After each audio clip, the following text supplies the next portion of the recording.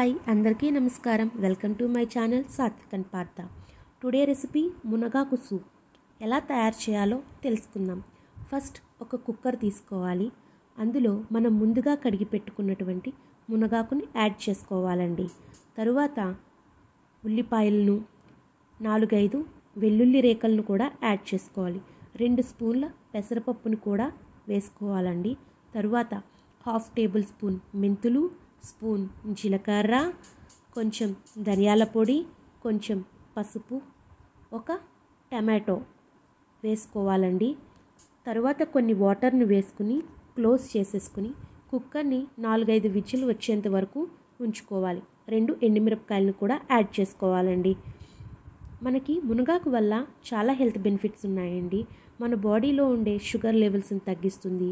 Vitamin A, C, ఈ, కే, calcium, iron, potassium, మంచి vitamins and minerals ఉంటాయండి.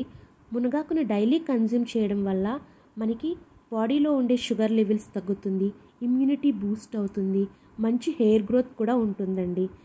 మునగాకుని ఆషాఢ మాసంలో తినాలని చెప్తారు. ఎందుకంటే అప్పుడు ఉండే చల్లదనానికి మునగాకు వేడి చేయడం వలన దానిలో ఉండే వేడిదనం అనేది మనకి చాలా ఉపయోగపడుతుంది.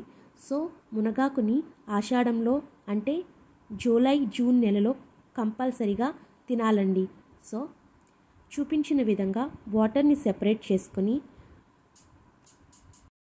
మిగిలిన మిశ్రమాన్ని మనం చల్లారిన తరువాత మిక్సీ జార్లోకి తీసుకుని మిక్సీ చేసుకోవాలండి. ఫైన్ పేస్ట్ కింద మిక్సీ చేసుకుని మనం తీసి పెట్టుకున్నటువంటి వాటర్లోకి కలుపుకోవాలి. తరువాత ఇందులో కొంచెం సాల్ట్, కొంచెం పెప్పర్ని యాడ్ చేసుకుని 2 to 3 minutes బాయిల్ చేయాలండి. తరువాత మనం ఇంట్లో ఉండే మిక్చర్ కానీ లేదంటే వరిపిండితో చేసే జంతికలను కానీ యాడ్ చేసుకుని పిల్లలకి ఇస్తే చాలా ఇష్టంగా తాగుతారు. ఒకసారి ట్రై చేయండి. పిల్లలకి ఇప్పటి నుంచి అలవాటు చేయడం వల్ల వాళ్ళకి మనం కొంచెం మంచి చేసినట్టు అవుతుంది. Please subscribe my channel. Thank you for watching.